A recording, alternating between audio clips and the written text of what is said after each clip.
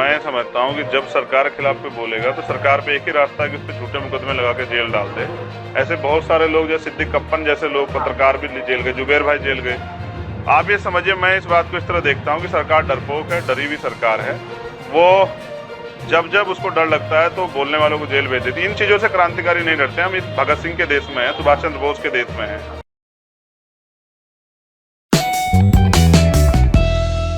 कोलकाता तो भारत की सबसे सुंदर जगहों में से एक है और यहाँ बहुजन समाज की आबादी भी लगभग 90% के करीब। मैं पिछली बार कई बार कोलकाता आया, यहाँ हमारा संगठन काम करता है। कई विषयों पर यहाँ उनसे लेकर चर्चाएं चल रही थी। विधानसभा चुनाव में किन्हीं कारणों से मैं नहीं आ पाया। मेरा प्रयास था कि भारतीय जनता पार्टी सीधे से चुनाव हारे, लेकिन अब हमारा प्रयास है कि यहाँ संगठन को हम मजबूत करें।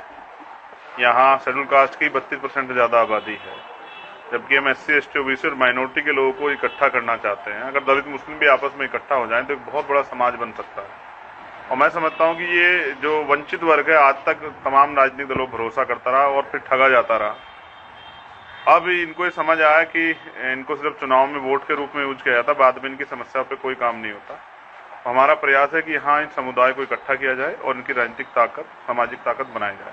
मैं चाहता हूँ कि आने वाले समय में, क्योंकि जिस तरह से माइनॉरिटी खिलाफ एट्रोसिटी घटनाएं बढ़ रही हैं, तो ये लड़ाई शेड्यूल कास्ट के, दलित समाज के लोग, बहुजन समाज के लोग लड़े और ये भाईचारा बना के शोषित वर्ग को, किसी भी वर्ग को यहाँ डरावा सहमा हुआ ना महसूस हो, इसकी जिम्मेदारी हम लोग जो है उठाने वाले हैं। देश की आज जो राजनीति है, धर्म की राजनीति इस देश में पनप रहा है क्या? धर्म की राजनीति मुसल्लत हो रही है, क्या कहेंगे इसका? ये बुनियादी मुद्दों से ध्यान भटकाने के लिए धर्म की राजनीति को बढ़ावा दिया जाता है और इसका असल फायदा किसको होता है ये मैं देखना पड़ेगा। असल में धर्म की राजनीति सिर्फ फायदा भारतीय जनता पार्टी को होता है, तो वो धर्म की राजनीति को बढ़ावा इसलिए देते हैं कि उनको फायदा हो, पोलराइजेशन हो, बंटवारे हो। हम इस बंटवारे के खिलाफ हैं क्योंकि इसमें बुनियादी मुद्दे दब जाते हैं। तो मैं समझता हूँ कि धर्म की राजनीति से देश का भला नहीं हो सकता। ना बेरोजगारी खत्म होगी, ना महंगाई खत्म होगी, ना भ्रष्टाचार खत्म होगा, ना जो किसान मजदूर वो आत्महत्या कर रहे हैं वो खत्म होगी, ना आज प्राइम मिनिस्टर GDP की बात ना करके DP की बात कर रहे हैं। तो आप समझिए कि उनके पास कोई मुद्दा नहीं है। यहाँ 10 लाख करोड़ रुपए का लोन माफ हुआ है पूंजीपतियों का, और वहीं गरीबों को 10,000 के लोन पे जो है जेल भेज दिया जा रहा है। वो मरने को मजबूर है। लोग खाने पीने के सामान पे GST लगा दिए केंद्र सरकार। आप समझिए कि क्या हालात हो गए हैं। महंगाई, RBI के गवर्नर कह रहे हैं कि महंगाई बढ़ रही है, सरकार कह रही नहीं बढ़ रही है। कोई बोल रहा है तो उस पर झूठे आरोप लगा रही है, जेल भेज रही है। ED से लोगों की आवाज को दबाने का काम किया जा रहा है। हम वो लोग हैं जिन जो ED, CBI, इनकम टैक्स से नहीं डरते हैं। बेसिक ये है कि हमें धर्म की नहीं, अधिकारों की जरूरत है। वो आजादी के बाद भी अभी तक नहीं मिले पूर्ण रूप से। आज भी इस देश में पीने के लिए करोड़ों लोग ऐसे जिनको साफ पानी मुहैया नहीं होता है। जो कुपोषण, भूख की कमी से दूध न मिलने के कारण जो है ना, बहुत सारे बच्चे उनकी जान चली जाती, इलाज न मिलने के कारण लोगों की जान चली जाती। वहाँ एक तरफ यह समानता, महंगाई और इतना ये बढ़ा हुआ सब कुछ है। तो मैं समझता हूँ सरकार को बुनियादी मुद्दों पर ध्यान देना चाहिए। नहीं सरकार देगी तो विपक्ष की जिम्मेदारी है, हम लोग संघर्ष करके सरकार को मजबूर करेंगे, इन मुद्दों पर ध्यान दिया जाए। जब भी चुनाव आता है तो देखा जाता है हर समुदाय के रिप्रेजेंटेटिव को खड़ा कर दिया जाता है और कहा जाता है कि आने वाले वक्त में अपने समाज के लिए काम करेंगे। लेकिन चुनाव के बाद देखा जाता है वो जो रिप्रेजेंटेटिव रहते हैं वो भी कहीं ना कहीं वो काम करने में असक्षम रहते हैं। इस पर क्या कहेंगे? देखिए, मैं समझता हूँ कि लोगों ने चुनाव को इसी तरह से लिया है। और अब चुनाव तो नहीं है बंगाल में, अब तो चुनाव काफी दूर है। मैं भी यहाँ इसलिए हूँ कि हमारे लोग जो धोखा खा चुके हैं अब उनको तैयार किया जाए कि जिन लोगों को उन्होंने वोट दी थी अब वो उनका काम कर रहे निकल। जैसे एक बड़ा मामला लेदर इंडस्ट्री का, आज से 5 साल पहले भी वही स्थिति और आज भी वही स्थिति है। खुद हमारे जो मुख्यमंत्री हैं बंगाल की, उन्होंने घोषणा की थी कि हम लेदर इंडस्ट्री को जो है ना वहाँ उनको शिफ्ट करेंगे। अब तक उस पर नहीं हुआ कोई काम। तो मैं काफी शिफ्ट हो चुका है। नहीं, जहाँ जिन पुनर्वास के मामले में जिन लोगों से मैं मिला वो आज भी जुगे तो पीड़ित हैं। 4 नंबर की बात मैं कर रहा हूँ। काफी हालत आजाद समाज पार्टी है, तो 2026 साल आने वाला इलेक्शन लोकसभा, पहले हम अपनी जड़ें मजबूत कर लें। जब जड़ें मजबूत हो जाएगी, राजनीति का, पार्टी का और राजनीति का मतलब नहीं कि सारे चुनाव लड़े जाएं।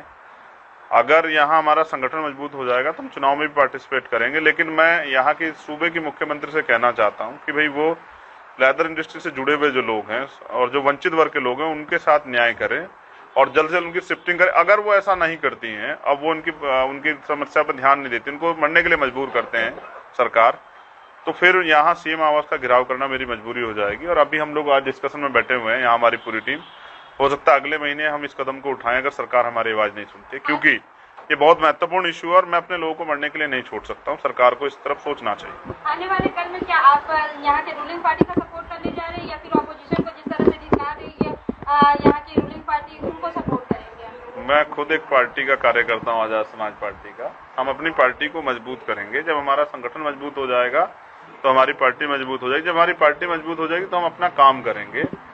किसी को मजबूत करने के लिए नहीं, मैं वंचित वर्ग को जो 72 साल की राजनीति से ठगा गया है उनको मजबूत करने के लिए आया हूँ, क्योंकि अब तो वो तमाम दलों को देख चुके हैं कि उनके साथ जब चुनाव खत्म हो जाता है तब उनको क्या समझा जाता है, चुनाव से पहले उनको क्या क्या बताया जाता है। आज यहाँ जरूरत है इन वर्गों के हितों की रक्षा के लिए अच्छी जो है ना कानून बनाने का और इनको अवसर देने का। सरकार के पास अवसर है, वो मौका है उनके पास, वो करके दिखाएं। नहीं करके दिखाती तो हम सरकार से भी इस बात के लिए लड़ेंगे।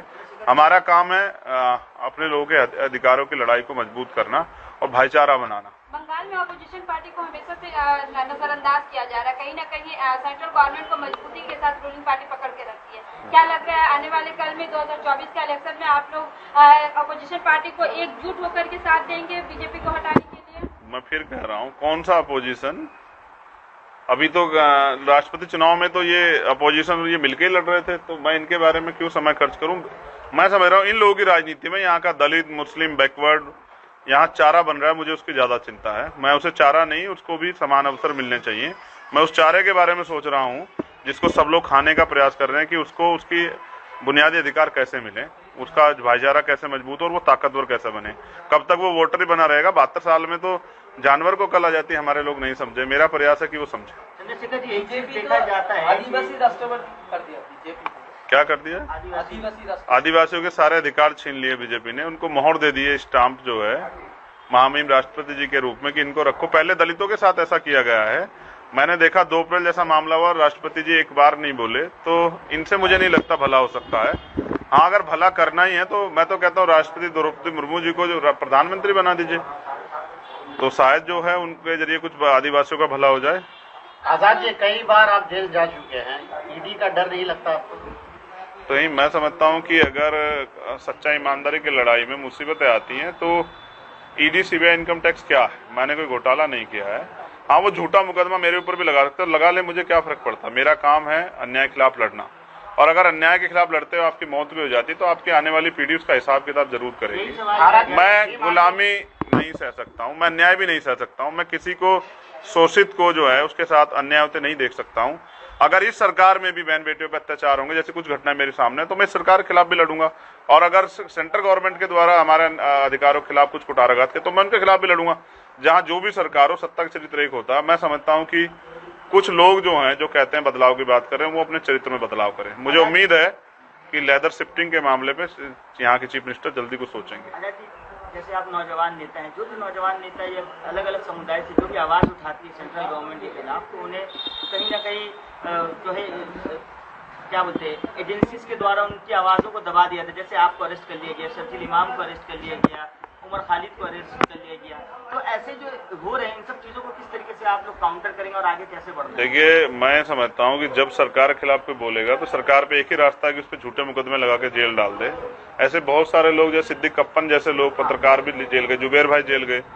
आप ये समझिए, मैं इस बात को इस तरह देखता हूँ कि सरकार डरपोक है, डरी हुई सरकार है।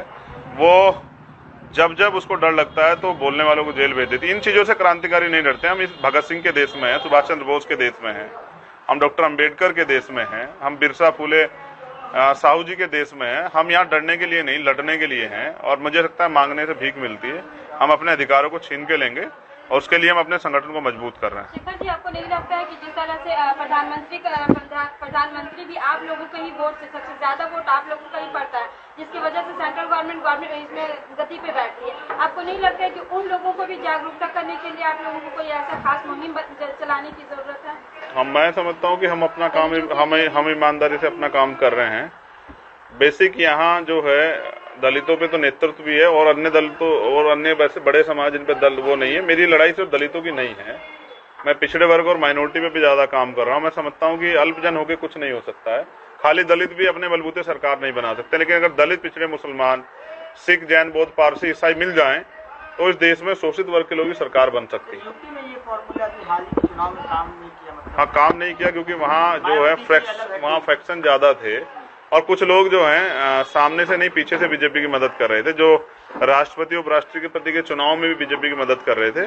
कुछ लोग जो हैं अपनी निजी संपत्ति को बचाने के लिए पिछले दरवाजे से बीजेपी की मदद कर रहे हैं। ये बहुत खतरनाक है और मैं धीरे धीरे समाज को समझाने का प्रयास कर रहा हूँ कि ऐसे दलों को बीजेपी मरने भी नहीं देगी। उनसे सावधान होकर अपने आंदोलन को मजबूत करें। पूरे भारत में भीम आर्मी का खास मोटो क्या रहेगा?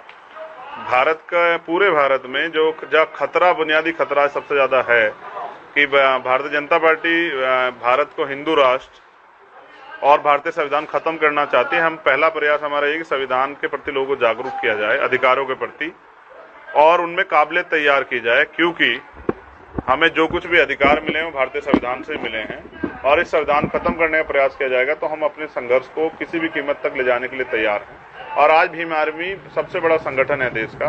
वो 26 स्टेट में बुनियादी रूप से काम कर रहा है और उसका एक उदाहरण 2 अप्रैल को शायद आप लोगों ने देखा भी था।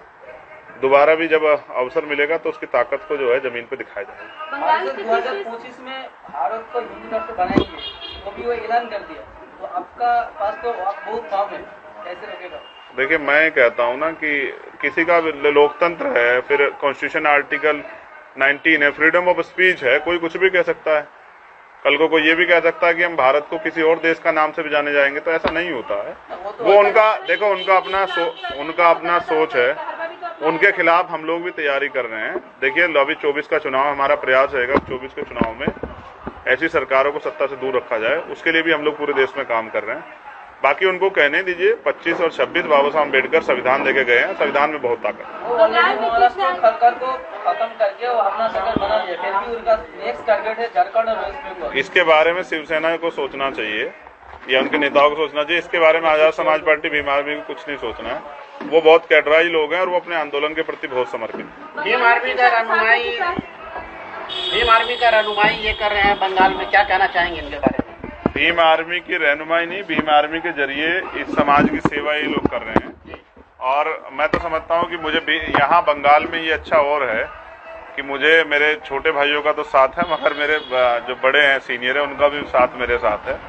तो रवि जी जो हमारे प्रदेश संयोजक, इनके जरिए हम लोग और हमारे जो बड़े भाई हमारे बराबर बैठे, उनके जरिए हम इस आंदोलन को बहुत मजबूती से धरातल पे काम कर रहे हैं। मुझे विश्वास है इनके नेतृत्व में हम लोग यहाँ बड़ी ताकत बनेंगे, क्योंकि इन्होंने यहाँ काम किया है और अब नौजवान पीढ़ी तैयार है काम करने के लिए। आप देखिएगा, जब हम यहाँ गांव देहात में जमीन पे जाकर मेहनत करेंगे तो उसके जब वो बीज डलेगा तो उसकी फसल बहुत अच्छी है। बंगाल के कौन शाखा में आपकी आर्मी, आपके जो लोग कार्यकर्ता है, किस मजबूती के साथ कनेक्ट होता है? जल्द आपको सारी डिटेल जो है दी जाएगी। अभी वो अपना काम कर रहे हैं। अभी हमारा जोर संगठन पे है, क्योंकि किसी बड़े संगठन को हराने के लिए उनसे बड़े संगठन की जरूरत है। हमारा संगठन अभी धीरे धीरे मजबूत हो रहा है। जिस समय हमारा संगठन मजबूत हो जाएगा तो हम अपनी सारी पत्ते भी जो है जनता मीडिया के सामने रखेंगे। बंगाल के वासियों के लिए क्या संदेश है आपका? बंगाल वासियों की जय हो, सभी बंगाल वासियों के लिए मंगल कामनाएं। बस वो नफरत की राजनीति से बाहर निकल के देश के बारे में, प्यार मोहब्बत, अमन भाईचारे के बारे में सोचें। किसी को सताने के नहीं, किसी के दुख दर्द बांटने के बारे में सोचें। मुझे उम्मीद है पहले भी बंगाल जो है ना देश के लिए लड़ा है, आगे भी बंगाल देश के लिए लड़ेगा। और जो देश को बांटने और नफरत की राजनीति करने वाले लोग हैं, जो देश को बेच रहे हैं निजीकरण के जरिए, ऐसी सरकारों को बंगाल मुंह तोड़ जवाब देगा और उसमें हमारे लोगों का योगदान सबसे बड़ा होगा बहुजन समाज। धन्यवाद।